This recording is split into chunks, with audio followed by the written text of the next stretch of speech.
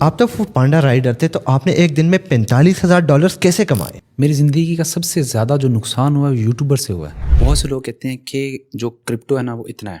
तो चले हम अज्यूम कर लेते हैं कि गवर्नमेंट जो है ना इस पॉलिसी को लेके आता है और पाकिस्तान में ये लीगल हो जाती है। मुझे ये बताइएगा, एक बंदा ट्रेडिंग स्टार्ट करना चाहता है, उसके पास ज़ीरो नॉलेज है, बेसिक स्टेप क्या होने चाहिए? इस्माइल भाई, सबसे पहले तो उसको ख़ुद से ये पूछना चाहिए कि वो ट्रेडिंग में क्यों आना चाहता है। आईटी की फ़ील्ड उसने चूज़ किया तो आईटी की फ़ील्ड के अंदर बहुत से दूसरे भी इंडस्ट्रीज़ हैं जिसको वो कवर अप कर सकता है, जैसे डिजिटल मार्केटिंग है, ब्लॉगिंग है, एसईओ है। अब तो एआई के अंदर बहुत सी चीज़ें हैं जो कि ऑटोमेशन पे चली गई हैं और एआई से जो काम ले सकता है। तो उसके पास स्ट्रॉन्ग वाई होना चाहिए, वाई ही और she want to be a trader. अगर उसके पास स्ट्रॉन्ग वाई है तो वो फिर ट्रेडिंग की तरफ आए। कोई स्ट्रॉन्ग रीज़न होनी चाहिए। लेट्स सपोज मैं अपनी मिसाल देता हूँ कि मैंने 3 से 4 जॉब्स ऐसी थी जहाँ से मुझे निकाला गया था, यानी कि उसमें मेरा कसूर भी नहीं था, मेरे किसी कुलीग का कोई कसूर था, लेकिन ब्लेम मुझ पे आया, तो जिसकी वजह से मुझे निकाला गया। और उसमें मुझे रियलाइज़ हुआ कि यार ये तो कुछ भी परमानेंट नहीं है, कल को कोई भी मुँह उठा के मुझे निकाल देगा और एक दिन में मैं ज़ीरो पे। ठीक है, तो मेरे पास वो एक स्ट्रॉन्ग वाई था कि यार मैंने अपना बॉस खुद बनना है और कुछ ऐसा शुरू करना है कि जिसमें मुझे ना तो मैं किसी क्लाइंट का मोहताज हूँ, जिसमें कस्टमर की इन्वॉल्वमेंट हो, क्योंकि मैंने देखा था कि अमेज़ॉन पे जो काम कर रहे हैं वो क्लाइंट्स में मोहताज हैं। बिल्कुल। और एसईओ वाले जो हैं वो भी मोहताज हैं व्यूवर्स के, कि यार उनको उनके विजिट्स होंगे, व्यूवर्स आएंगे तो ही जो है ना उनकी एसईओ पे लिए मेहनत करेंगे तो फिर ये। लेकिन ये ट्रेडिंग एक वाहद ऐसी फील्ड थी कि जिसमें कोई भी किसी बंदे की ज़रूरत नहीं थी। आप सिर्फ वन एंड ओनली आप सब कुछ थे। आप ही बॉस, आप ही क्लाइंट हो, आप ही कस्टमर हो और आप ही हर चीज़ हो। इसमें किसी बंदे की इन्वॉल्वमेंट नहीं है। यहाँ पे आपने एक बात की, आगे जाएंगे। आपने कहा कि मुझे जॉब से निकाला गया, तो जॉब वाले का मुझे बिल्कुल पता नहीं था, आइडिया नहीं था। तो आप मुझे बताइएगा कि तनवीर कौन है और क्या कर रहा है आजकल? ये बड़ा इम्पोर्टेंट है। जी बिल्कुल, माई सेल्फ HM तनवीर, और मुझे जो है वो ज़्यादातर लोग P4 प्रोवाइडर के नाम से जानते हैं। और मैं इस वक्त जो है वो एक कामयाब ट्रेडर बनने की कोशिश में हूँ और हर रोज़ कुछ ना कुछ नया सीख रहा हूँ। और पाकिस्तान की कम्युनिटी को और पाकिस्तान के अलावा भी पूरे वर्ल्ड के अंदर जो है वो कोशिश चल रही है कि लोगों को ट्रेडिंग सिखाऊं भी और उनकी किसी न किसी तरीके से जो है वो हेल्प भी करूँ। नहीं, इससे भी आगे जाना है। माशाल्लाह आपके तो बहुत सारे सब्सक्राइबर है, बहुत सारे फॉलोअर्स है, तो इससे भी आपने आगे जाना है? जी बिल्कुल, मेरी इससे भी ज़्यादा आगे जाने की कोशिश है कि पाकिस्तान को जो है ना उसकी DGB के अंदर, GDP के अंदर जो है पाकिस्तान की जो GDP है उसके अंदर मेरा रोल प्ले हो। राइट। तो आपका बेसिक ऑफिस सेटअप कहाँ पे है, क्या सर्विसेज प्रोवाइड कर रहे हैं, उसके बारे में भी थोड़ा सा बता दें ताकि ऑडियंस को प्रॉपरली आइडिया हो जाए कि कौन इनके सामने बैठा हुआ है। जी, मेरा ऑफिस मेनली अभी फैसलाबाद के अंदर है और मैं वहाँ पर कंसल्टेंसी की सर्विसेज दे रहा हूँ कि अगर कोई ट्रेडिंग शुरू करना चाहता है और उसको नहीं पता कि कहाँ से शुरू किया जाए, तो वहाँ पर हम बैठे हैं, हम आपको स्टार्टिंग पॉइंट बताते हैं, यहाँ से स्टार्ट करें। हम हरगिज़ भी पैसा नहीं लेते और ना ही इन्वेस्टमेंट करने का बोलते हैं। हम सीखने और सिखाने का बताते हैं और करवाते हैं। तनवीर, इस क्वेश्चन की तरफ आएंगे, ये आपने याद रखना है कि एक बंदा अगर कमा रहा है तो वो कंसल्टेंसी क्यों देता है, सर्विसेज क्यों देता है, या वो किसी को कोर्सेज क्यों प्रोवाइड करता है? राइट, ये बड़ा इंपॉर्टेंट क्वेश्चन है। लेकिन उससे पहले मैंने आपसे जानना है, मैंने जो आपकी स्टोरी सुनी है उसमें एक फूड पांडा का राइडर था तनवीर, और वो तनवीर आजकल ट्रेडिंग की दुनिया में छाया हुआ है। मुझे वो वाली स्टोरी सुननी है, तो काइंडली अगर आप उसको थोड़ा सा डिटेल से शेयर कर दें ताकि जो पॉडकास्ट इस वक्त देख रहे हैं उनको भी आइडिया हो जाए कि तनवीर को सोने का चम्मच मुंह में नहीं मिला था। ठीक है, तो मुझे वो स्टोरी थोड़ा सा आप बता दें ताकि ऑडियंस को आइडिया हो जाए। मैं अगर वो स्टोरी सुनाऊंगा ना बहुत लंबी है, और मैंने अपनी ऑडियंस से ये बोला है कि जब 1 मिलियन यूट्यूब पे होंगे ना तो तब मैं बिल्कुल डेडिकेटेड उसके ऊपर कंप्लीट स्टोरी बताऊंगा। शॉर्ट करके बताता हूँ कि मैट्रिक के बाद मैंने 1-2 रेस्टोरेंट के अंदर जॉब की थी, तो उसके बाद तब फूड पांडा नया नया आ रहा था 2019 के स्टार्ट के अंदर ना, तो तब जो है ना वो फूड पांडा के अंदर मैं चला गया और उधर जो है ना वो मैंने फूड पांडा की डिलीवरीज और सर्विसेज देना शुरू कर दी। और तब मेरा एक दोस्त था, उसने मुझे आइडिया दिया कि यार यूट्यूब के ऊपर ना फूड पांडा की गाइडेंस के ऊपर कोई वीडियो नहीं है, तो हम क्यों ना उसके ऊपर स्टार्ट लें, और एक यूट्यूब भी हमारा स्टार्ट हो जाएगा और वहाँ से भी पैसे मिलते हैं, तो स्टार्ट करते हैं। अभी भी मेरे यूट्यूब चैनल के ऊपर फूड पांडा की वीडियोस पड़ी हुई हैं, बिल्कुल। जहाँ मैं डिलीवरीज दे रहा हूँ, कैसे डिलीवरी देनी है वो सिखा रहा हूँ, वो सारा कुछ जो है ना मैं गाइड कर रहा हूँ लोगों को। गाइडेंस की बात होगी तो आप इस वक्त ये क्लिप देख रहे हैं साइड में, ये इनके एक्चुअल वीडियोस है, और मुझे लगता है कि ये आपको एक मोटिवेशन और किक भी देती है कि वो बंदा जो कि एक राइडर था, वीडियो बना रहा था, आजकल वो उसकी लाइफस्टाइल में क्या चेंजेस आए हैं। कैसा लगता है? काफ़ी बेहतर लगता है और अल्लाह का शुक्र अदा करता हूँ। जब भी सोचता हूँ मुंह से ये निकलता है अल्हम्दुलिल्लाह, कि माँ बाप की दुआएं थी और अभी भी साथ हैं, तो माशाल्लाह मज़ीद तरक्की कर रहा हूँ। और बस जज्बा था कि मैंने ना निकलना है, इससे आगे जाना है, ये मेरा आखिरी मुकाम नहीं है, मैंने और ज़्यादा आगे जाना है इंशाल्लाह। आगे जाते हैं और ट्रेडिंग के हवाले से आप कह सकते हैं तनवीर, मैं आपका टाइम लूँगा, ये पूरा एक मिनी क्रैश कोर्स आप इसको कह सकते हैं, लेकिन मुझे ये बताइएगा कि इस लेवल तक पहुँचने के लिए आपको कितनी इन्वेस्टमेंट करनी पड़ी और कितने लोगों से सिफारिशें आपने लेनी पड़ी, ये पूरे का पूरा सीन, या आप अपने बिल पे और अपने जो है ना दम पे इस लेवल पे आए हैं? देखिए, मैंने जो फॉरेक्स ट्रेडिंग का लफ्ज़ जो ना सुना था ना, मेरे एक फ्रेंड ने बताया था। उसने बताया था कि ट्रेडिंग जो है ना, उसमें बाय करते हैं, ऊपर जाएगी मार्केट तो प्रॉफिट होगा, सेल करते हैं, मार्केट नीचे जाती है तो प्रॉफिट होता है। और सुन के ऐसा लगा कि यार ये तो दुनिया का सबसे आसान काम है, तो इसको मैंने करना है। और जब मैंने स्टार्ट किया तो स्टार्टिंग में मैंने $10 लगाए थे, और वो भी अम्मी से मैंने लिए थे और ये भी बोला था कि अम्मा मुझे उधार दो, मैं वापस दूंगा तो उससे मैंने $4 कमाए थे, ठीक है ना। वो भी बस यानी कि बाय किया, प्रॉफिट हो गया तो मैंने बना लिए, और 4 फिर विड्रॉ किए, और फिर जो है ना अगली बार जब मैंने ट्रेड ली ना तो वो $10 लॉस हो गया था। ओह। तो फिर अम्मा ने वो मज़ीद पैसे नहीं दिए, और थे भी नहीं, घर के हालात इतने डाउन थे कि हम अफोर्ड नहीं थे कर सकते $2,000-4,000 रुपये भी, ठीक है। तो फिर जो है ना वो मैंने सोचा कि नहीं, इसको प्रॉपर सीखना है और ये होती क्या चीज़ है। और तब मेरे जिस दोस्त ने मुझे बताया था ना, तो मैं उसके पास भी गया कि यार आपका वो उसने बताया था कज़न करता है। मैंने कहा कज़न से मिलवा दो, मैं सीखना चाहता हूँ। तो उसने फिर स्टोरीज़ करवाई मुझे कि यार वो बड़ा मसरूफ़ बंदा है, वो तो हमें नहीं टाइम देता, वो तो अब हमारा रिलेटिव हो गया, हमें मुँह नहीं लगाता, और इस तरह की बातें। मैंने कहा यार चलो ठीक है, मैं फिर गूगल की हेल्प लेता हूँ। गूगल में तब ज़्यादातर आर्टिकल्स चलते थे, 2016-17 की बात है, मैं तब फ्रेश मैट्रिक करके निकला था ना। तो तब मैंने जो है वो फिर गूगल पर आर्टिकल्स पढ़ना शुरू किए, लोगों के ओपिनियंस लेना शुरू किए। तब की बहुत सी वेबसाइट जो है ना वो थी, अब बंद हो चुकी हैं फॉरेक्स के रिलेटेड ना, बहुत से ब्रोकर्स भी बंद हो चुके हैं। तो फिर यूट्यूब का भी एक आया, यूट्यूब पर भी चंद एक लोग थे, उनकी वीडियोस देखनी, उनकी स्ट्रेटजीज अप्लाई करनी, एक में प्रॉफिट होना, दूसरे में लॉस हो जाना, फिर कई और यूट्यूब चैनल सर्च करना, फिर उसमें काम करना। तकरीबन 1.5 साल का अर्सा मेरा इसी तरह से जो है ना वो मैं बोलूँगा ज़ाया हुआ, क्योंकि वो जो चीज़ें यूट्यूब पर और आर्टिकल्स में थी ना, वो ट्रेडिंग नहीं थी, वो बेसिकली गैम्बलिंग थी। क्योंकि उसमें मार्केट मूव कैसे करती है, प्राइसेस ऊपर कब जाती हैं, नीचे कब जाती हैं, फंडामेंटल रिसर्च कैसे की जाती है, टेक्निकल्स की कितनी अहमियत है, फंडामेंटल्स की कितनी अहमियत है, और उसमें साइकोलॉजी का कितना रोल है, और ये सारी चीज़ें जो थी ना, कुछ भी नहीं था उसमें बताया जाता। उसमें बस इंडिकेटर्स और बताए जाते थे कि ये लगा लो, ये लगा लो, ये यहाँ से यहाँ तक जाएगा, क्रॉस ओवर होगा तो आपने बाय और सेल, इस तरह की चीज़ें। तो फिर मुझे जब मेंटोर मिले थे ना, तो मेरी मेंटोर साजिद गौरी साहब हैं। मैं साजिद गौरी साहब हैं, वो इस वक्त तुर्की में है, और मैं प्राउडली ये बोलूँगा कि one of the best mentor हैं पाकिस्तान के अंदर। और अगर आप किसी भी कामयाब ट्रेडर की पूछेंगे ना कि आपने सीखा किससे है, या तो वो साजिद गौरी साहब से सीखा होगा या साजिद गौरी के किसी स्टूडेंट से सीखा होगा। ओके। हाँ, साजिद आके जो मेन जो लिंक होगा ना, वो साजिद गौरी साहब से होगा उनका, कि साजिद गौरी साहब की लड़ी से जो है ना वो समझ लें कि सारे ट्रेडर जो हम निकल रहे हैं। तो जब उनका मैंने कोर्स किया और सीखा और उनके पास गया, तो तब पता चला कि यार ट्रेडिंग होती क्या है। और उसके बाद जो है वो हर चीज़ मेरे लिए एक आई सामने कि ट्रेडिंग का असल मतलब क्या होता है, और पहले जो कर रहा था वो सारी गैम्बलिंग थी। तो तब मैंने जब उनसे सीखा, साइकोलॉजी स्ट्रॉन्ग की, तकरीबन उस चीज़ में भी मुझे तकरीबन 6 से 8 महीने लगे। और ज़्यादा मसला मुझे इस वजह से आ रहा था कि जो मैंने गलत सीखा था ना, वो मुझे बड़ा डिस्टर्ब कर रहा था। वो गलत कॉन्सेप्ट मुझे सही कॉन्सेप्ट लेने से, पिक करने से रोक रहे थे, मुझे कंफ्यूज कर रहे थे, डाइवर्ट कर रहे थे, कि जिस वजह से मुझे ज़्यादा टाइम लगा।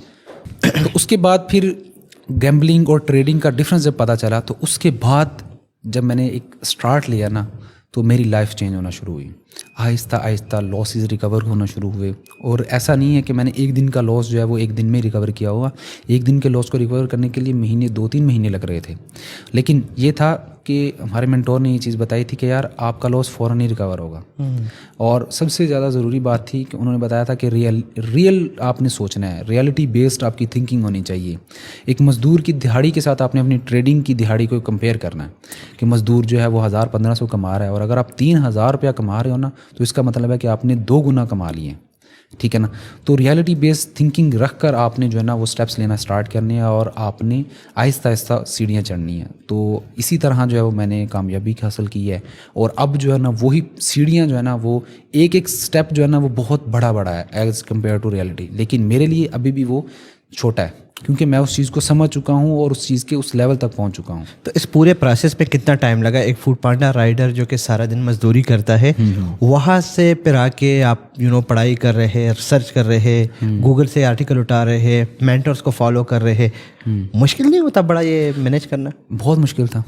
मैं मायूसी नहीं होती थी? मायूसी बहुत बार हुई है। मैंने तो एक बार तो बिल्कुल सोच लिया था कि मैंने अब ट्रेडिंग नहीं करनी, लेकिन मैं ये बात बोलना चाहूँगा कि ट्रेडिंग एक नशा है, और ऐसा नशा है कि अगर आप एक बार इसमें आ जाते हो ना, एक दिन के लिए भी आ जाते हो, आप ज़िंदगी में दोबारा ज़रूर आओगे इसमें। तो इसलिए मुझे जो टोटल अरसा लगा है ना इसके अंदर 6 से 7 साल का अरसा लगा है इस लेवल तक पहुँचने में। इस लेवल तक पहुँचने के लिए।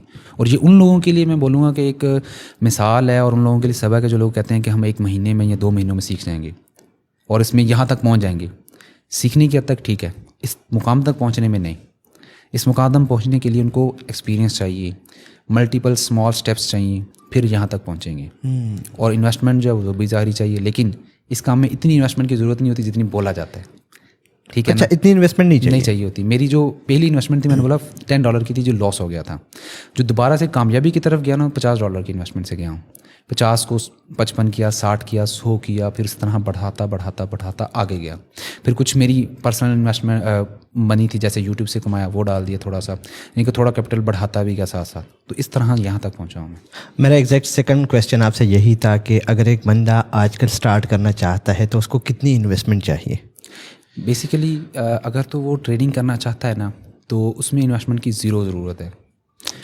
क्योंकि आजकल ऐसी प्लेटफॉर्म्स आ चुकी हैं जो कि आपका टैलेंट देखती हैं, आपके पास स्किल है पैसा मैनेज करने की। ट्रेडिंग में सबसे ज़्यादा ज़रूरी जो चीज़ होती है वो मैनेजमेंट होती है। अगर आप पैसा मैनेज करना जानते हो तो वो प्लेटफॉर्म आपको पैसा देती हैं। मैं आपको एक आइडिया दे देता हूँ कि $160 अगर आप देते हो ना प्लेटफॉर्म को एज अ फ़ी, वो आपसे 2 टेस्ट लेंगे, 2 टेस्ट में आपने पास करना है, और उसके बाद आपको $10,000 लाइव दे दिए जाते हैं। वो फंड्स जिससे आप ट्रेड करोगे, जितना प्रॉफिट बनाओगे 80% आपका होगा, 20% कंपनी का होगा। और जब आप पहला विड्रॉ लेते हो तो जो आपने फीस दी थी $160 की, वो भी वापस आ जाती है। यानी कि ज़ीरो इन्वेस्टमेंट के साथ आप यहाँ से स्टार्ट ले सकते हो। वाह, इसको डिस्कस करना है डिटेल के साथ ज़रूर। वेल तनवीर, बड़ा अच्छा लगा आपकी हिस्ट्री जान के, एंड बिलीव मी बड़ी मोटिवेशन मिलती है। हमारे बहुत सारे दोस्त हैं जिसमें शफीक जाफरी एंड मिस्टर हाउ के साथ हम बैठे हुए थे, आप भी बैठे हुए थे, डिस्कशन चल रही थी, एंड आई वाज सरप्राइज्ड कि यार वो लोग भी इस किस्म के हालात से गुजरे हैं, यानी कि फुटपाथ तक पर वो लोग गए हुए हैं। वो बातें तो हम बाकायदा पॉडकास्ट में कवर करेंगे। अब आते हैं मेन टॉपिक की तरफ। मुझे आपसे जल्द आंसर चाहिए कि हमारे यूजर्स को जो है ना प्रॉपरली सब चीज़ों का आइडिया हो जाए। The first question that I want ask from you is what is crypto currency और ब्लॉकचेन टेक्नोलॉजी? मैं मिसाल देके समझाना चाहूँगा आपको। बहुत से लोग कहते हैं कि जो क्रिप्टो है ना वो इतना है, लेकिन मैं बोलूँगा कि ब्लॉकचेन इतना है, ठीक है, और उसका पार्ट है क्रिप्टो, और उस क्रिप्टो के पूरे यूनिवर्स के अंदर बिटकॉइन का हिस्सा इतना है, ठीक है। ओके। तो जो क्रिप्टो करेंसीज हैं वो किसी न किसी प्रोजेक्ट की यूटिलिटी टोकन है। जैसे इथीरियम फाउंडेशन है, उनका काम है स्मार्ट कॉन्ट्रैक्ट्स बनाना, NFTs बनाना, यानी कि उसके ऊपर आप जाके बना सकते हो और अपने टोकन भी लॉन्च कर सकते हो। या जिस तरह दूसरे प्रोजेक्ट हैं, पॉलीगॉन है, पोल्का डॉट है, वो किसी न किसी टेक्नोलॉजी को बेहतर कर रहे हैं, लेकिन उस टेक्नोलॉजी के अंदर जो करेंसी यूज़ होगी उसके सर्विसेज लेने के लिए और उनको बनाने के लिए, उसमें वो कॉइन होता है। और ब्लॉकचेन जो है वो एक अलग फील्ड है। जैसे कोडिंग हो गया, आप डेवलपर बनना चाहते हो तो ब्लॉकचेन डेवलपर बन सकते हो, जिसमें आप कॉइन्स बनाना सिखाओगे या बनाकर दोगे कंपनी को, या कंपनी ने ब्लॉकचेन टेक्नोलॉजी के अंदर कोई इंप्रूवमेंट करनी है तो उसकी कोडिंग वगैरह की सर्विसेज देकर आप उसमें कर सकते हो। तो ये करेंसी जो आप कह रहे कोई बंदा बनाता है, राइट, उसको फिर वो लॉन्च करता है, तो क्या ये सेंट्रलाइज्ड होती है? मतलब वो बंदा उसको मैनेज करता है या डिसेंट्रलाइज होती है। ब्लॉकचेन की सबसे ज़्यादा जो खूबसूरती है ना वो यही है कि इसके अंदर आप चीज़ें डिसेंट्रलाइज कर सकते हैं। यानी कि आपने वहाँ पर ऑनरशिप रिनाउंस कर देनी है, यानी कि उसकी ऑनरशिप ख़त्म हो गई। अब जिनके पास मेजोरिटी ऑफ द टोकन है या फिर मेजोरिटी ऑफ द कम्युनिटी जिस साइड पे वोटिंग करेगी वो वाली चीज़ होगी। और ये जो कॉइन्स वगैरह है इसकी तादाद ज़्यादा कम हो सकती है। देखें, अगर तो वो ऑनरशिप रिनाउंस कर देता है और अपने उसने कॉन्ट्रैक्ट के अंदर जो उसका स्मार्ट कॉन्ट्रैक्ट है कोडिंग के अंदर ये चीज़ डालती है कि इसकी मैक्सिमम सप्लाई इतनी होगी तो उससे ज़्यादा नहीं बढ़ सकती। जैसे बिटकॉइन की इस वक्त 23 मिलियन है, वो मैक्सिमम सप्लाई है, उससे ज़्यादा उसका एक बिटकॉइन भी नहीं बढ़ सकता। ओके। हाँ, उससे ये है कि डिमांड बढ़ती है, ठीक है ना, और उससे प्राइसेस उसकी ऊपर जाती हैं। वेल तनवीर, मुझे ये बताइएगा, एक न्यूबी, एक न्यू कमर जो बिल्कुल बिगिनर लेवल पे है, इसी पॉडकास्ट को देख रहा है एंड वो चाहता है कि वो क्रिप्टो करेंसी की इस इंडस्ट्री में कदम रखे, तो बेसिक स्टेप्स जो अकाउंट क्रिएशन का प्रोसेस है वो कैसे होगा और कौन सा ऐसा प्लेटफॉर्म है जो कि उसको बेहतरीन किस्म की सर्विस ऑफर कर सकता है? देखिए, सबसे पहले तो मैं वही बोलूँगा कि अगर वो इस फील्ड में आना चाहते हैं ना तो उसके पास स्ट्रॉन्गेस्ट वाई होना चाहिए। वाई ही और she want to be a trader. अगर उसको स्ट्रॉन्गेस्ट वाई मिला हुआ ना तो फिर वो क्या करे कि मेक श्योर करे कि वो 18+ है और उसका आईडी कार्ड बना हुआ है, ठीक है, यानी कि वो रिस्पॉन्सिबिलिटी खुद की ले सकता है, ठीक है ना। तो उसके बाद उसकी जितने भी ये क्रिप्टो की एक्सचेंजेस हैं ना उनके ऊपर अकाउंट बनाने के लिए स्मार्ट कार्ड रिक्वायर्ड होता है, क्योंकि ये इंटरनेशनल एक्सचेंजेस हैं तो वहाँ पर जो है वो इंग्लिश के अंदर जो है वो हर चीज़ कोड होती है। तो उनको क्या करना है, स्मार्ट कार्ड के साथ अपनी वेरिफिकेशन कर सकते हैं। 3 से 4 स्टेप्स होते हैं, तो वो अपनी किसी भी एक्सचेंज के ऊपर वेरिफिकेशन करेगा जिसे हम KYC बोलते हैं, ठीक है। KYC करवाएगा, अकाउंट ओपन हो जाएगा, उसके बाद वो ट्रेडिंग की जर्नी स्टार्ट कर सकता है।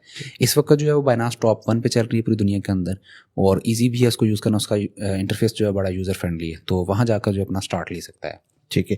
सो बाइनांस पे अगर आप अकाउंट बनाना चाहते हैं तो इसी वीडियो के डिस्क्रिप्शन में लिंक दिया गया है, आप उस लिंक को ओके करके बाइनांस पे अकाउंट बना सकते हैं और इसके रिटर्न में आपको $100 का रिबेट मिलेगा। तो चलिए, अकाउंट उसका बन गया, KYC वगैरह सब कुछ हो गया, वेरीफाइड हो गया, अब उसने पेमेंट ट्रांसफ़र करनी है और पेमेंट ट्रांसफ़र करने के बाद उसने डायरेक्टली जो है ट्रेड स्टार्ट करना है, कॉइन बाय करनी है या कुछ स्ट्रेटेजी होती है इसके लिए? देखिए, सबसे पहले चीज़ सीखी जाती है। अब आपने समोसों का कारोबार शुरू करना है, समोसे बनाने नहीं आएंगे तो कैसे चलेगा? वो समोसे बनाने सीखने पड़ेंगे, उनके अंदर टेस्ट बनाना पड़ेगा, फिर ही आपकी वो दुकान चलेगी। ट्रेडिंग के अंदर भी सेम चीज़ होती है कि ट्रेडिंग अगर करनी है और पैसा बनाना है तो ट्रेडिंग होती कैसे है ये सीखना पड़ेगा और कैसे इससे पैसा बनता है ये भी सीखना पड़ेगा और कौन सी ऐसी कंडीशंस हैं जिनमें नुकसान हो सकता है, ये चीज़ें सीखनी पड़ेंगी। तो पहले इसको सीखा जाए। बाइनांस की एकेडमी भी है, वहाँ से भी सीख सकते हैं और इसी पॉडकास्ट के नीचे आप लिंक डाल दीजिएगा, आपका भी कोर्स बना हुआ है, मेरा भी बना हुआ है, तो दोनों डाल दीजिएगा ताकि लोग सीख सकें इससे। तो इसी पॉडकास्ट के नीचे आप तनवीर साहब का पूरा कोर्स 2024 का जो कि बिल्कुल लेटेस्ट है और हर वीक उसमें कोई ना कोई वीडियो आती है ताकि वो अपडेटेड रहे। बल्कि मज़े की बात यह है कि अगर मैं इस वक्त पाकिस्तान की बात करूँ तो आपका चैनल क्रिप्टो ट्रेडिंग का आई थिंक जितना मुझे लगता है सबसे बड़ा चैनल है। एग्जैक्टली ऐसे ही है। सो आप इनको न्यूज़ अपडेट्स के लिए रेगुलर बेसिस पे फॉलो कर सकते हैं और पूरा कोर्स भी देख सकते हैं, जो आई होप कि आपको बहुत ज़्यादा फ़ायदा देगा इस इंडस्ट्री में ग्रो करने के लिए। ऐसे ही। तनवीर भाई, मुझे ये बताइएगा, बड़ा इंपॉर्टेंट क्वेश्चन करने जा रहा हूँ कि जो बंदे पैसे डाल लेते हैं नॉर्मली, चूँकि कॉइन अप नीचे अप डाउन होते रहते हैं, लॉस हो जाता है वहाँ पे, ठीक है। तो लॉस होने के बाद बड़ा मेंटल एक स्ट्रेस आता है इंसान पर। ये लॉस रिकवर भी होता है या बस नीचे चला गया तो आपने कॉइन बेचना है और बस निकलना है इस जगह से? देखिए, कोई भी कारोबार में है ना, उसमें कारोबारी की ये सोच होती है कि यार मैंने इस लेवल तक नुकसान बर्दाश्त करना है। कपड़े का कारोबार है, कोई भी कारोबार आप ले लो, उसमें बंदे की सोच होती है कि यार अगर इससे नीचे प्राइसेस गई ना तो मैंने इसको सेल कर देना, इतना लॉस बर्दाश्त कर लेना है, मैंने अपने खुद से आज़ादी लेनी है, इसको दबा के नहीं रखना। तो ट्रेडिंग के अंदर बहुत से लोग क्या करते हैं, वो अपना रिस्क डिफाइन नहीं करते कि यार मैंने अगर $100 लगाए हैं ना तो मैं $90 तक जो है ना वो बर्दाश्त करूँगा, नहीं $10 का नुकसान बर्दाश्त करूँगा। अगर मेरे $90 नज़र आ रहे हैं ना तो मैं वो कॉइन सेल कर दूँगा ताकि मैं बच जाऊँ। हम लोग क्या कहते हैं, होल्ड करते हैं कि एक ना एक दिन तो ऊपर जाएगा, ज़्यादा प्रॉफिट होगा। ये जो एक ना एक दिन ऊपर जाने वाली सोच है ना, ये इनको कभी ऊपर नहीं आने देती, क्योंकि नॉलेज की कमी भी होती है वहाँ पे ना। ऐसा ही है, क्योंकि मार्केट जो है वो आपका अपडेट्स और नैरेटिव, उन चीज़ों को देख के जो है चलता है। बिल्कुल। नॉर्मल बंदा ग्राफ को देख के जो है ना डिसाइड करता है कि यार अल्लाह खैर करेगा। देखिए, मैं यहाँ पे यही बात बोलूँगा, बहुत से लोग टेक्निकल एनालिसिस के अंदर लाइंस लगाते हैं और एवरेजेस लगा रहे होते हैं, मूविंग एवरेजेस। देखिए, वो लाइंस प्राइस को नहीं रोक सकती। आपको सोचना पड़ेगा कि वो मार्केट ऊपर नीचे क्यों होती है। मैं भी लाइंस लगाता था, मूविंग एवरेजेस लगाना और ब्लिंकर बैंड्स और वो इंडिकेटर्स लगा के पूरा चार्ट पढ़ देना, वो हमारी लाइंस की मोहताज नहीं है मार्केट। ठीक है। ठीक है ना, आपने उसका बैक, मैंने बताया ना कि हर एक कॉइन का यूज केस होता है, कोई ना कोई उसकी प्रॉब्लम सॉल्विंग वो कर रहा होता है, कोई टेक्नोलॉजी में अपडेट, वो आप देखो कि वो क्या नई अपडेट लेके आ रहा है और उसके अंदर कितना कंपटीशन है, कितनी सैचुरेशन है, वो सारी रिसर्च आप करो। रिसर्च जब करना सीख जाओगे ना, आप आंखें बंद करके जहां मर्जी बाय कर लो, लाइंस लगाने की भी जरूरत नहीं है, आप आंखें बंद करके ट्रेड कर सकते हो उसको। तो इट मीन कि मार्केट अपडेट से आपने खुद को बाहर रखना है। बिल्कुल, आपने मार्केट अपडेट से बाहर नहीं रखना, बाखबर रखना है, बाखबर, बाखबर बाखबर रखना है, बेखबर नहीं रखना, बेखबर नहीं रखना, बाखबर रखना है। तो जो मार्केट से आपने खुद को बाखबर रखना है, उसके लिए कौन से प्लेटफॉर्म है जिनको फॉलो करना है, जिसके थ्रू? हाँ, वो सबसे जरूरी चीज है जो कि इस वक्त पाकिस्तान में बैन है, क्रिप्टो ट्विटर। ट्विटर इस वक्त बैन है पाकिस्तान के अंदर। ट्विटर में आपको सबसे जल्दी जो है ना अपडेट मिलती है, तो आप क्रिप्टो ट्विटर यानी कि ट्विटर को आप जाएं, वहां पर टॉप के इन्फ्लुएंसर्स को ढूंढे आप कि कौन कौन से लोग जो है अपडेट्स दे रहे हैं। आप मुझे भी फॉलो कर सकते हैं, लोग आपको भी फॉलो कर सकते हैं, वहां पर आप भी अपडेट देते हो, मैं भी देता हूँ, और दूसरे भी बहुत से ऐसे क्रिप्टो ट्विटर बैठे हुए हैं कि जो आपको वहां पर इंस्टेंट इन्फॉर्मेशन देते हैं। राइट, वहां से आप अपडेट्स ले सकते हैं, बाखबर रह सकते हैं। ये बातें तो होती रहेगी। मुझे ये बताइएगा तनवीर, आपने एक दिन में सबसे बड़ा लॉस कितना किया है? ये जो है ना वो बड़ा ख़तरनाक सा सवाल है। मैंने एक दिन के अंदर जो है ना $44,000 का नुकसान किया। 44,000? जी, $44,000 का मैंने नुकसान किया। देखिए, बनाए थे मैंने तो गवाए हैं, ठीक है ना।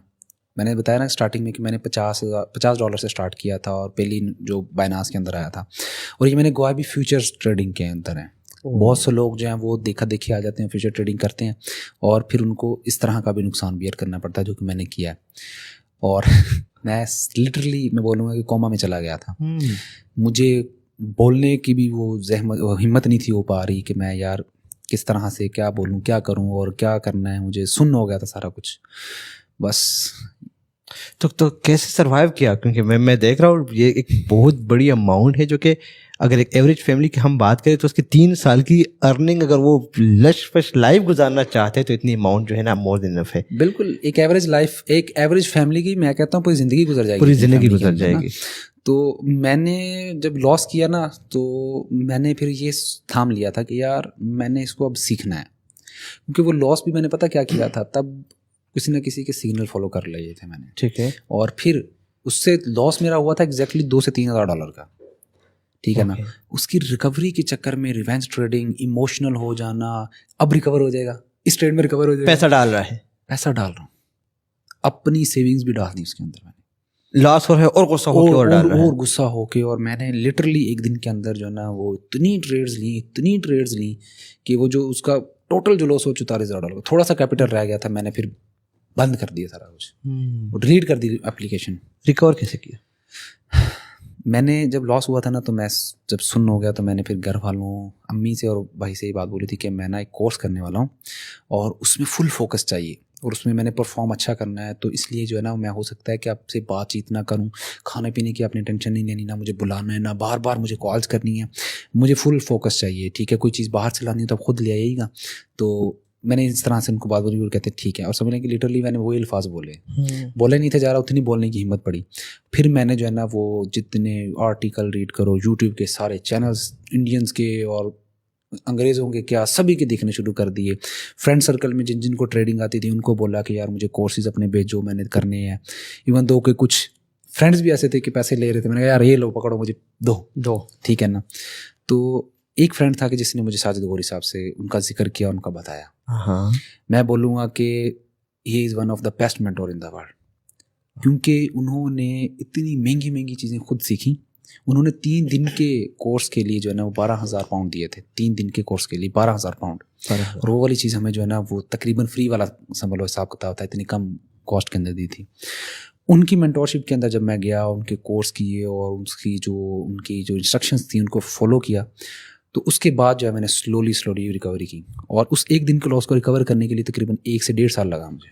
1 से 1.5 साल? एग्जैक्टली। मोटिवेशन, डीमोटिवेशन जब मुझे देखें, जब मैं साजिद गौरी साहब के पास गया था ना, तब मुझे ट्रेडिंग का असल मतलब पता चला था। ओके, कि यार ट्रेडिंग होती क्या है। तो मेंटोर्स का आप कह सकते हैं कि रोल है, बिल्कुल है। यूट्यूब पर मैं बोलूँगा कि ज़्यादातर लोग सिर्फ गैम्बलिंग सिखा रहे हैं, क्योंकि मेरा जो लॉस हुआ था ना उसमें कहीं ना कहीं यूट्यूब का भी बहुत बड़ा रोल था, जो वहाँ पर इन्फ्लुएंसर्स ने मुझे मूविंग एवरेजेस और बुलिंगर बैंड्स के स्ट्रेटजीज बताई थी, जो कि मोस्टली इन्फ्लुएंसर आजकल बता भी रहे हैं कि बाइनांस पे $10 डेली, $20 डेली, और इस स्ट्रेटजी से मैंने इतने कमा लिए। यार वो उन्होंने खुद नहीं कमाए होते उस स्ट्रेटजी से, उन्होंने किसी ना किसी तरीके से कमा लिए होते हैं व्यूज़ के चक्कर में। वो जो है वो कह देते हैं कि मैंने ये वाली चीज़ करके कमाए।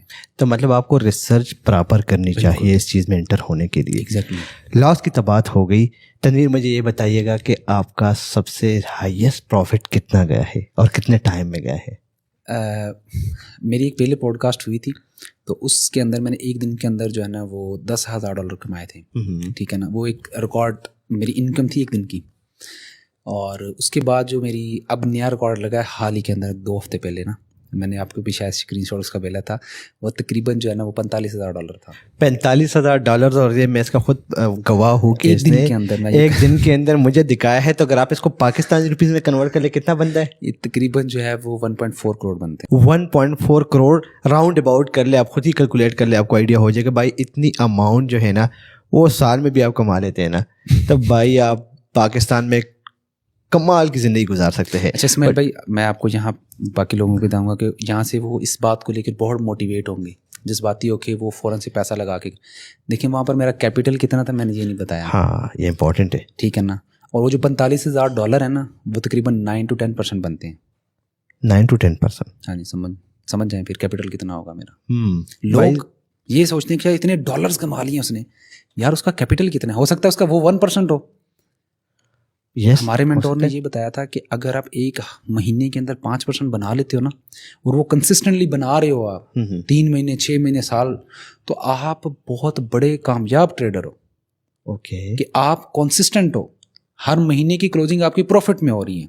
राइट। और अगर 10% बन जाता है किसी महीने तो आपके लिए बोनस है। ठीक है ना। उन्होंने हमारी माइंड प्रोग्रामिंग इसी तरीके से की हुई है कि हम ट्रेड कॉपी सब कुछ बंद कर देते हैं जब हमारे 10% अचीव हो जाता है। तो मतलब इसमें साइकोलॉजी का कहीं ना कहीं पे जो है लिंक्स है बहुत ज़्यादा। तो वो आप इसको किस तरीके से एक्सप्लेन करेंगे? देखिए साइकोलॉजी जो है ना वो तब तक आप उसके ऊपर जो है ना अमल दरामद नहीं कर सकते और अपनी ठीक नहीं कर सकते जब तक आप लिखना स्टार्ट नहीं करते। Okay. मैंने अपनी गलतियां लिखनी शुरू की, अपनी कामयाबियों को लिखना शुरू किया, और जिन चीज़ों से मुझे कामयाबी मिल रही थी ना मैंने उनको रिपीट करना शुरू किया। वो कहते हैं ना कि mistakes make you perfect. Mistakes make you perfect. मैंने अपनी कामयाबियां नाकामियां यानी कि विनिंग ट्रेड्स लूजिंग ट्रेड्स का पूरा एक जर्नल बनाना शुरू कर दिया। जो भी कामयाब ट्रेडर होगा ना, ये कामयाबी की तरफ जा रहा है, वो जर्नल ज़रूर बना रहा होगा, यानी कि हर ट्रेड की हिस्ट्री बना रहा होगा, क्यों ली थी, क्या लॉजिक्स थे, वो सारा कुछ।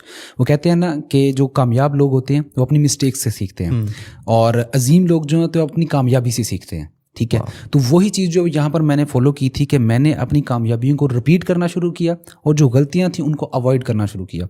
तो आहिस्ता आहिस्ता जो है ना वो मेरी एक्यूरेसी भी बढ़ना शुरू होगी।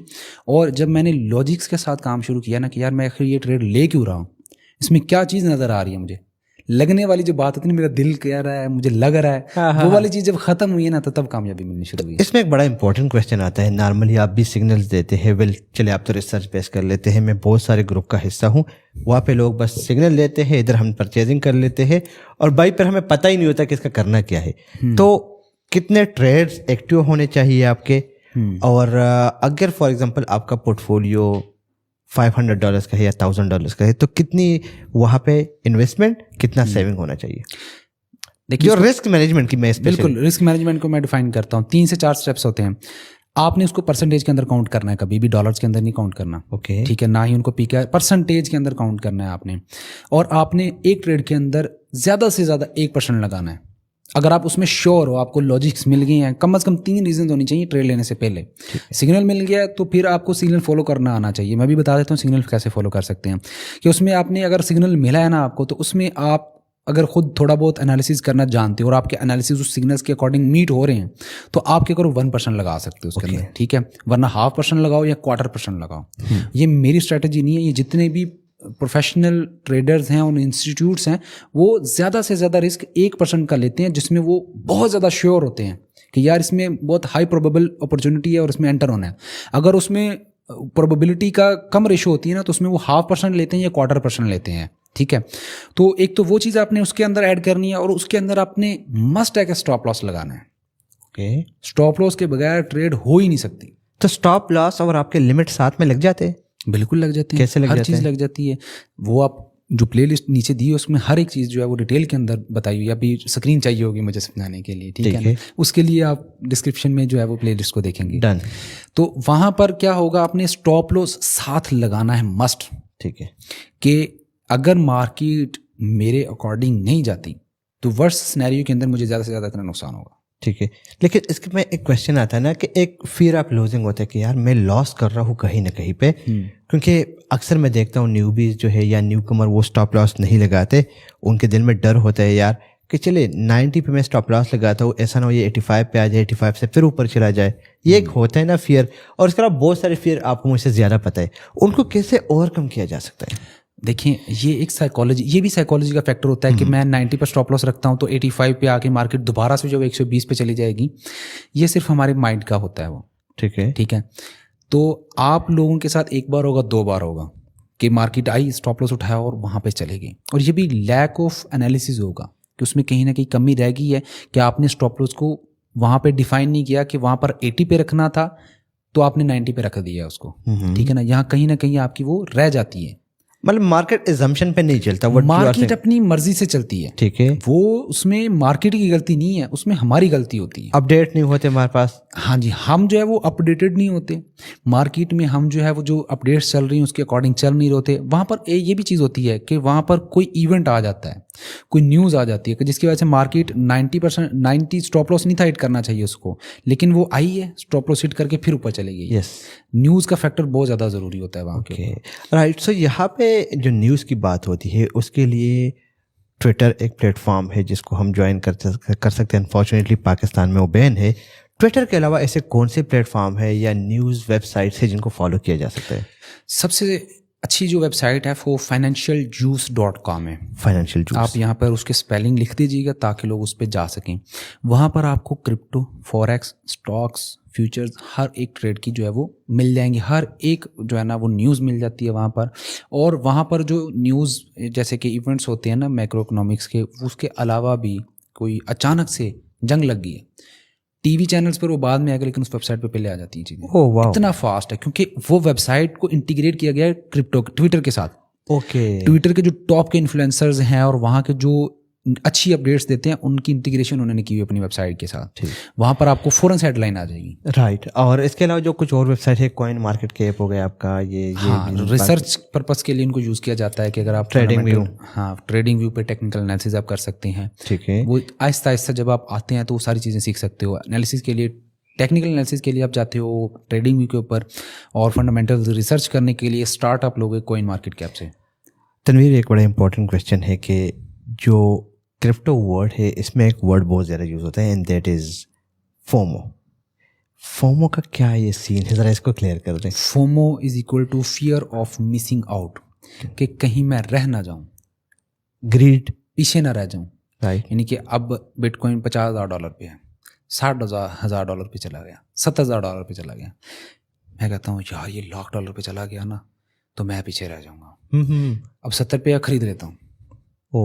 ये वाली जो चीज़ है ना, और उसमें क्या होता है, हम ना लॉजिक्स फाइंड करते हैं, ना एनालिसिस करते हैं, ना रिसर्च करते हैं, और बस इसी चक्कर में कि यार मैं पीछे ना रह जाऊँ, बाकी लोगों ने प्रॉफिट बना लिया, उन्होंने 60 पे खरीदा था, 70 पे चला गया, चलो मैं 70 पे खरीदता हूँ, 80 पे चला जाएगा, 90 पे चला जाएगा। वही ग्रीड वाला फैक्टर, ग्रीड वाला फैक्टर आता है। और मुझे लगता है कि क्रिप्टो मार्केट आपका ग्रीड एंड फियर इस पे चलता है। ऐसा ही है। ठीक। सो ऐसी सिचुएशन में परचेजिंग करनी चाहिए या नहीं? ऐसी कंडीशन के अंदर आपको रिलैक्स होकर बैठना चाहिए। देखें, मार्केट जब तक ऊपर नीचे हो रही है आप उससे प्रॉफिट बना सकते हैं। ट्रेडर ने प्रॉफिट ही मार्केट के ऊपर नीचे होने से बनाना होता है। राइट। ठीक है, अगर तो आप ट्रेडर हैं, अगर आप इन्वेस्टर हैं तो फिर आपके लिए कोई भी टेक्निकल एनालिसिस की जरूरत नहीं है। आप फंडामेंटल रिसर्च करो और बस खरीद के रख के सो जाओ।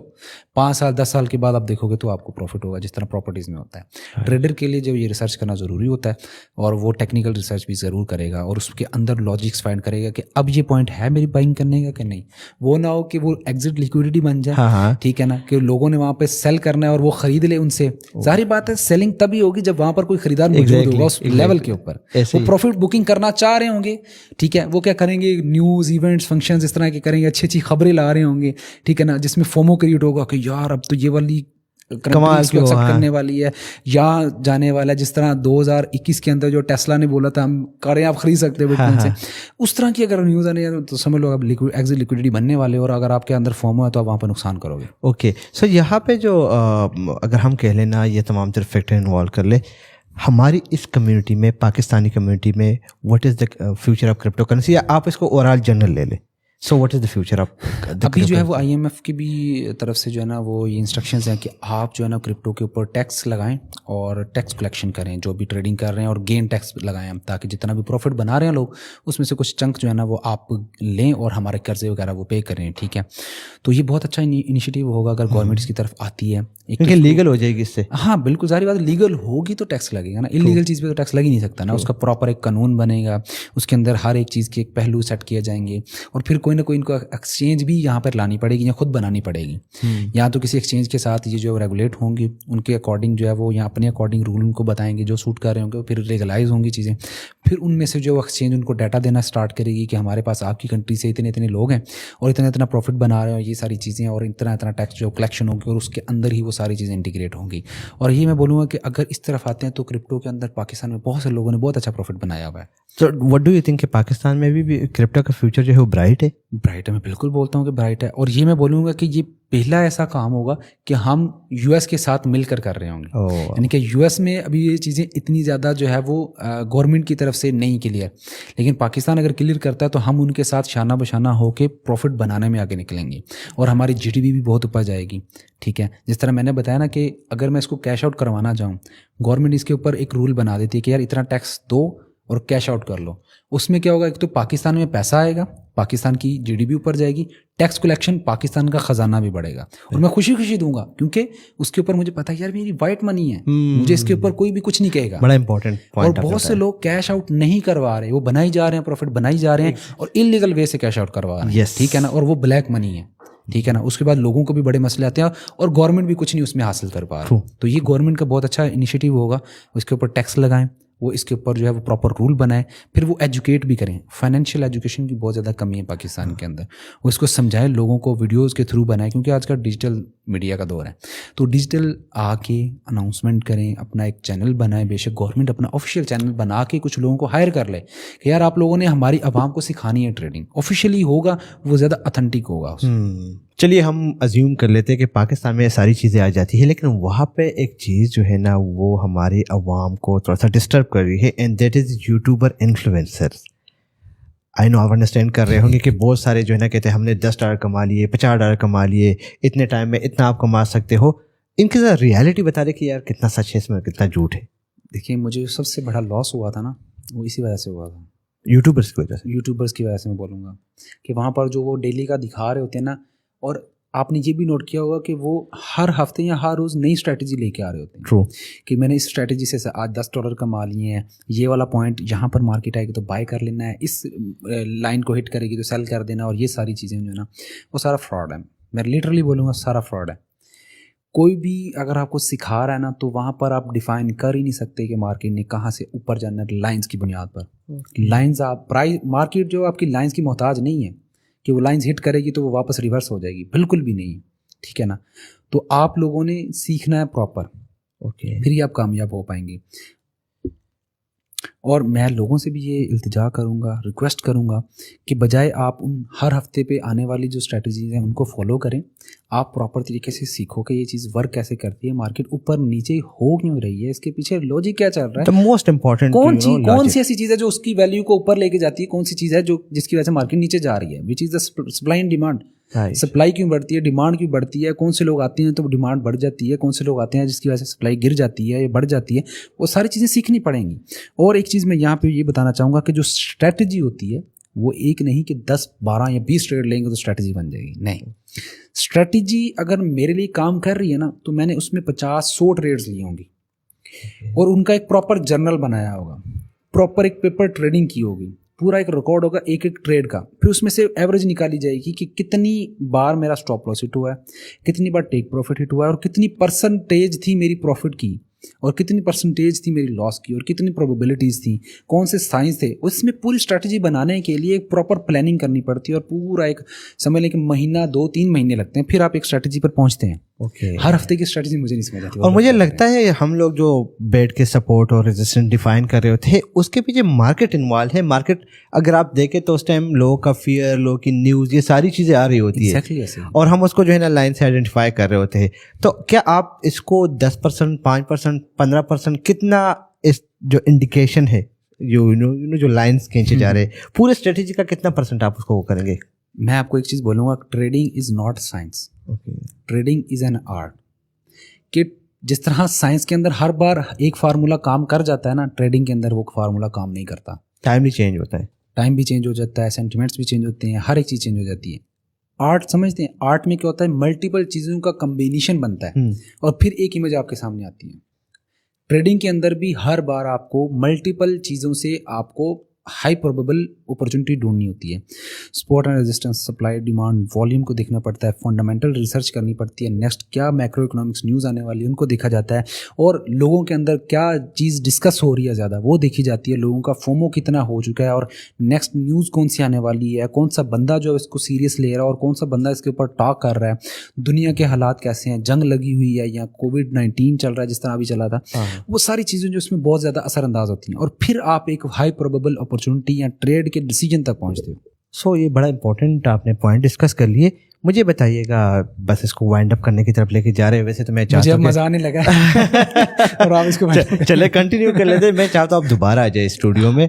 मैं नहीं चाहता कि एक ही पॉडकास्ट में सारी चीजें कवर हो जाए। जी मैं देखिए, इसमें बहुत सी चीजें आती हैं, आप एक एक टॉपिक के ऊपर पूरा पूरा पॉडकास्ट रख सकते हैं। देखें, टेक्निकल एनालिसिस, फंडामेंटल एनालिसिस, उसके बाद आ जाते हैं डिसिप्लिन ट्रेडर कौन कैसे बन सकते हैं, साइकोलॉजी को लेकर, रिस्क मैनेजमेंट को लेकर, और उसके बाद प्रैक्टिस कैसे की जाती है इस चीज़ के अंदर, वो एक्सपीरियंस, यानी कि हर एक के ऊपर डेडिकेटेड पॉडकास्ट हो सकता है। एग्जैक्टली बिकॉज मैं खुद को इसको स्टडी कर रहा हूँ और इतना इन्फॉर्मेशन, इतना इन्फो कि आप कहेंगे यार कहाँ से शुरू करूँ, कहाँ पे ख़त्म करूँ।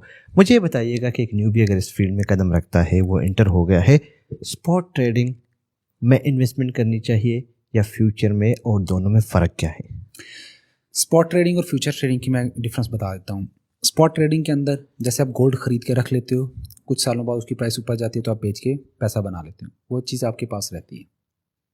फ्यूचर्स के अंदर ऐसा नहीं होता। फ्यूचर्स के अंदर आपने कॉन्ट्रैक्ट साइन करना होता है, यानी कि पोजीशन बिल्डिंग होती है उसके अंदर आपने, कि आपने वहाँ पर पहले बताना होता है कि यार मैं इतने की ये चीज़ खरीद रहा हूँ और कुछ टाइम के बाद अगर ऊपर जाएगी तो मैं इसको सेल करूँगा। बेसिकली वहाँ पर आप अपने जो ब्रोकर हैं या एक्सचेंज है ना, उसको बता रहे होते हो कि मैं आज आपसे एक बिटकॉइन 50,000 का खरीद रहा हूँ। 10 दिन के बाद वो 60,000 का हो जाता है, आप उसको वापस सेल कर देते हो, तो क्या होगा कि वो $10,000 का प्रॉफिट आपके अंदर आ जाए। ओके, ठीक है, क्योंकि आपने वो बिटकॉइन वापस कर दिया उसको, उसके दौरान आपने वो प्रॉफिट ले लिया। फ्यूचर ट्रेडिंग है, जिसके अंदर आपकी होल्डिंग नहीं है। ठीक है। लेकिन in case of losing scenario के अंदर अगर देखें, मार्केट अगर नीचे जाना शुरू हो जाती है 50,000 से वो 45,000, 40,000, 30,000 पे आ जाती है, आपके पास $10,000 थे, मार्केट $50,000 से अगर $40,000 पे आएगी ना, और जैसे ही $1 भी नीचे जाएगी आपका अकाउंट जीरो पे हो जाएगा, लिक्विडेट हो जाएगा, जैसे हम कहते हैं अकाउंट वॉश हो गया। बिल्कुल ठीक है ना। लेकिन वही एज कम्पेयर टू स्पॉट है, उसमें क्या होता है कि आपने बिटकॉइन खरीद के रख लिया, अगर उसकी प्राइस जीरो पे भी चली जाएगी ना तो बिटकॉइन एक ही आपके पास रहेगा। जैसे गोल्ड आप खरीद के रख लेते हो, उसकी प्राइस आज 2 लाख थी, लेकिन 10 दिन बाद वो बेशक जीरो हो जाएगी, लेकिन गोल्ड आपके पास रहेगा। गोल्ड वही गोल्ड रहता है, गोल्ड वही गोल्ड ही रहेगा। ठीक हो गया। मुझे बताइएगा कि जब इसमें बंदे एंटर होते हैं, मैं खुद जब एंटर हुआ था तो बड़ा कभी उधर चलाएंगे लगा रहा हूँ, कभी इधर चलाएंगे लगा रहा हूँ, 10 इन्फ्लुएंसर्स को फॉलो किया हुआ है, सिग्नल्स ग्रुप में घुसा हो, जो भी सिग्नल आ रहा है जी बाय कर रहा हो, फिर बाय करने के बाद जिन्हें स्टॉप लॉस लगा रहा हो, न लिमिट सेट कर रहा हो कि कब मैंने इसको सेल करना है। At the end of the day क्या होता है, मेरे पास 50 कॉइन पड़े हुए, ये पता ही नहीं है कि भाई बाइंग कहाँ पे हुई है। तो क्या आपको लगता है कि एक इन्फ्लुएंसर्स को फॉलो करना चाहिए, 2 को फॉलो करना चाहिए या 10 को फॉलो करना चाहिए, और कॉइन को मैनेज करने का पूरा प्रोसीजर क्या है? देखिए, मेरे मेंटोर कहते हैं कि अपने एनालिसिस को किसी दूसरे के साथ कंपेयर नहीं करो, आप कभी आगे नहीं बढ़ सकते। उसका एनालिसिस उसके लिए वर्क करता है और आपका एनालिसिस आपके लिए वर्क करता है। ठीक है ना। हो सकता है आपका एनालिसिस उसके लिए वर्क कर जाए, लेकिन 100% ऐसा नहीं कि उसका एनालिसिस भी आपके लिए वर्क करेगा। तो हर ट्रेड को इंडिविजुअल ट्रेड समझना है, हर ट्रेड को सेपरेट ट्रेड समझना है, उसको कंपेयर नहीं करना अपनी प्रीवियस विनिंग या लूजिंग ट्रेड्स के साथ। और वही चीज़ मैं यहाँ पे बोलूँगा कि सबसे पहले तो आप ये चीज़ जानो कि आपको सिग्नल फॉलो क्यों करने हैं। अगर आ रहे हो तो यार आप सीख के आओ ना। ठीक है। सिग्नल फॉलो करोगे तो यही है कि आप आंखें पट्टी बांधी हुई है, और आप हाथ मार रहे हो। तो फिर आप जो सिग्नल देते हैं? हाँ, मैं सिग्नल्स देता हूँ, मेरा लॉजिक और होता है। उसमें आप देखोगे कि एक पूरी डिस्क्रिप्शन होती है, ठीक है, चार्ट होता है। आप बिल्कुल वो सही। उसके अंदर मैंने 3-4 चीज़ें की होती हैं। उसमें एक टेक्निकल, उसमें एक फंडामेंटल, उसमें एक मैक्रो का एक पोर्शन होता है, और उसके बाद एक चीज़ और होती है कि माय ओपिनियन। और ये सारी अपडेट्स देता हूँ तो फिर लोगों को ये, उनको भी कॉन्फिडेंस होता है कि यार इतनी लंबी तहरीर मुझे लिख के दी है इस बंदे ने, और इतनी कुछ लिख के दिया है। वो लोग भी वेरीफाई करते हैं, पूरा रिसर्च इन्वॉल्व होता है, पूरी उसके रिसर्च पीछे। इन्वॉल्व होती है। उनको पूरा एक रिसर्च पेपर बना के, इतना लंबा मैसेज जब जाता है ना, हाँ। कुछ लोग तो पढ़ते ही नहीं होंगे उसको ठीक ऐसे है ना, ही है। लेकिन जो पढ़ते हैं ना वो साथ साथ में सीख भी रहे हैं इस चीज़ों को कि यार हाँ ये चीज़ें काम करती हैं। और डेफिनेटली फिर मैं उनको रिमाइंडर भेजता हूँ कि हमने ये चीज़ें देखी थी, हम कॉन्फिडेंट थे इसी वजह से, और देखो वो ये वर्क भी कर गई, वो वर्क भी कर गई। और फिर क्या होता है, उनको फिर रिपीट करते हैं हम उन चीज़ों को।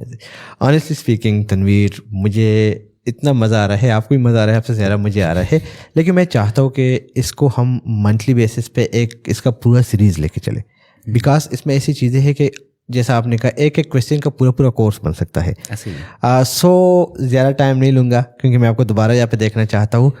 आपके क्लोजिंग रिमार्क्स प्लीज़। देखिए, मैं जो खुद फील किया ना वही मैं लोगों को बोलूँगा कि आप लोग इसमें आ रहे हो, सबसे पहले आप एक स्ट्रॉन्ग रीज़न ढूंढो क्यों आ रहे हो, वाई। उसके बाद आपने यहाँ पे आना है तो आपने अपना 100% देना है सीखने के ऊपर, काम नहीं करना। देखें, आप काम जब स्टार्ट करेंगे ना तो पैसा आ जाएगा, इसको आप साइड पे रख दो। और जॉब वगैरह कर रहे हो, कोई बिजनेस कर रहे हो तो उसको कंटिन्यू रखो, उसमें से टाइम निकालो। 8 घंटे सो रहे हो, 6 घंटे सो लो, 4 घंटे सो लो, 2 घंटे कम से कम हर रोज़ देने का सोचो। और जब आपका वीकेंड आता है, जुम्मा या हफ्ता या इतवार जो भी है, उस दिन में आपने 8 घंटे इसको देने हैं। स्ट्रगल होगी 6 महीने साल की, लेकिन उसके बाद आपको बहुत आसानियाँ मिलेंगी, ठीक है। और आप खुद ब खुद जो है ना वो एक एवरेज से निकल कर बहुत अच्छे जो है ना वो स्टेटस तक पहुंच जाओगे। सीखने की तरफ आपने फोकस देना है कि यार मेरे पास इतना कॉन्फिडेंट हो कि मैं ट्रेड लूँ जब, तो मेरे दिल की धड़कन तेज़ ना हो। ट्रेड क्लोज होने पे मेरी दिल की धड़कन जो है ना वो तेज़ ना हो, और मैं गम में ना जाऊँ अगर लॉस हो, मैं खुशी में ना जाऊँ जब प्रॉफिट हो, ठीक है ना।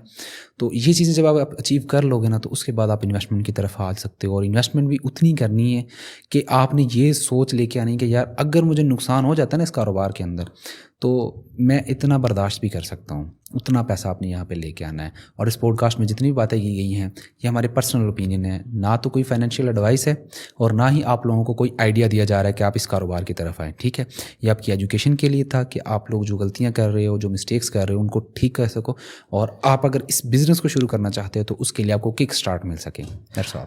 Thank you so much Tanveer, बहुत अच्छा लगा आपसे मिलके। एंड बिलीव मी, जो मोटिवेशन के भाई आपके सामने एक सक्सेसफुल बंदा बैठा हुआ है। मैं सक्सेसफुल इसलिए कहूँगा कि मैंने खुद आपकी यूट्यूब की वीडियोस देखी जिसमें आप फूड पांडा के राइटर के तौर पे कैसे ऑर्डर पिक करते हैं, उसको डिलीवर करते हैं, बड़ा एक लंबी जर्नी है आपकी। बिल्कुल ऐसे ही है। 6 से 7 साल का अरसा लगा है फूड पांडा का। राइडर से पहले का मुझे पता था फॉरेक्स ट्रेडिंग का और वो सारी चीज़ें, क्रिप्टो तो मैं बाद में है। और आज आप माशाल्लाह उन लोगों के साथ बैठते हैं उठते हैं जो कि सक्सेसफुल है, ऐसे ही राइट। तो ये बहुत बड़ी अचीवमेंट है और आई रियली एडमायर इट।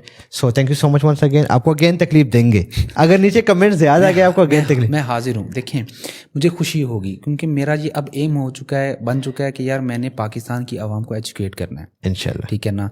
वो जितने भी लोग मुझे बुलाएंगे या बोलेंगे ना कि यार हमें आओ, हमें बताओ, हमारी ऑडियंस को बताओ, मैं उनके पास भी जाऊंगा। आप मुझे कि यार हर हफ्ते आ जाओ, मैं हर हफ्ते भी आऊँगा ताकि आपकी जो ऑडियंस है वो भी ग्रो हो। बेहतरीन। बहुत सी चीज़ें ऐसी हो। और पता क्या होता है, जब मैं बताता हूँ ना बहुत सी चीज़ें मेरी जब रिपीट हो जाती हैं ना तो रिपीट होने से याद आ जाती है कि यार ये वाली गलती मैं कर रहा हूँ, उसको नहीं करना। तो उससे जो है ना और ज़्यादा स्ट्रॉन्ग हो जाती है, साइकोलॉजी स्ट्रॉन्ग हो जाती है, चीज़ें दोबारा रिवाइज होती हैं तो वो एक बार माइंड में आ जाती हैं। तो मुझे तो खुशी होती है कि यार, और मज़ा आता है जब ट्रेनिंग के वाले से कोई गपशप करना चाहता है। एग्जैक्टली ये सबसे बड़ी कामयाबी कि आप जिस फील्ड में हो और आपको उसमें मजा आने लगता है ना, तो इट मीन कि you are on the right track. Exactly. Once again thank you so much guys. ये थे तनवीर पी फॉर प्रोवाइडर से, और आपको ट्रेडिंग के हवाले से उन्होंने बहुत सारी चीज़ें बताई कैसे काम करना है। और सबसे बड़ी बात ये कि जो मोटिवेशन लेवल है ना आपको वो हाई रखना है कि एक बंदा जो ऑलरेडी उस फील्ड में है एंड $45,000 तक उसने इस महीने अर्न किए हैं, राइट। वो पूरे का पूरा प्रोसीजर 32 लाख जो कि उसने HBS सर्विसेज में पॉडकास्ट में बताया था, मैं उसका लिंक भी दे रहा हूँ ताकि आप लोगों को और भी सीखने को मिले। सो आप भी कर सकते हैं। बस आपने अपने इस जो यहाँ पे आपका वो चाबी लगी हुई है उसको थोड़ा सा घुमाना है, दरवाज़ा ओपन करना है और वहाँ पे इन्फॉर्मेशन को इन करना है ताकि एक आपको चीज़ मैं आइडिया हो बोलूँगा, जाए। सॉरी आपको बात काट रहा हूँ, मोटिवेशन लेवल इस हद तक का हो कि आपको खुद को यकीन होना चाहिए कि मैं 100% दे रहा हूँ। अगर आपको खुद को लग रहा है ना कि मैं 90% दे रहा हूँ तो आप गलत हो। यार ये सिर्फ मोटिवेशन लेवल नहीं होता, इसके साथ जो है ना आपको बिलीफ सिस्टम जो बिलीव है होना ना, चाहिए। सक्सेस साइकिल भी ये है, स्ट्रॉन्ग बिलीव आपको स्ट्रॉन्ग एफर्ट्स के ऊपर मजबूर करता है, आप एफर्ट्स भी उतनी लगाते हैं। True. उसके अंदर स्ट्रॉन्ग रिसोर्सेज यूज़ होते हैं, स्ट्रॉन्ग रिसोर्सेज जब यूज़ करते हैं तो सक्सेस मिलती है, सक्सेस रिजल्ट्स आते हैं, स्ट्रॉन्ग रिजल्ट्स आते हैं। स्ट्रॉन्ग रिजल्ट्स आपको वेरी स्ट्रॉन्ग बिलीव दे देते हैं। ये पूरा साइकिल होता है जो हम समझाते भी हैं अपने स्टूडेंट्स को, यही बात है सारे। सक्सेस साइकिल होता है। तो भाई वो नॉर्मली अगर आप देखें एक बंदा जो है ना अगर वो महीने में डीमोटिवेट हो रहा है या फर्स्ट ट्रेड पे अगर उसको लॉस हो गया वो डीमोटिवेट हो रहा है तो इट मीन कि वो इस फील्ड के लिए नहीं बना। एग्जैक्टली ऐसे ही। ठीक है, सो बस यही सारी बातें हैं। इसी के साथ इजाज़त चाहते हैं। आई होप कि आपको बहुत कुछ सीखने को मिला होगा। अगर मिला है तो लाइक कीजिएगा भाई, ये लाइक का बटन आप लोग के लिए है, ठीक है, नीचे। और कमेंट भी कीजिएगा क्योंकि आपके कमेंट से जो है ना इस किस्म पॉडकास्ट के लिए हम और बहुत सारे गेस्ट को लेके आएंगे जो कि आपको और बहुत सारा नॉलेज देंगे। इसी के साथ वाइंड अप करता हूँ। दुआओं में याद रखिएगा, अपना बहुत सारा ख्याल रखिएगा। दाल्ला पामान।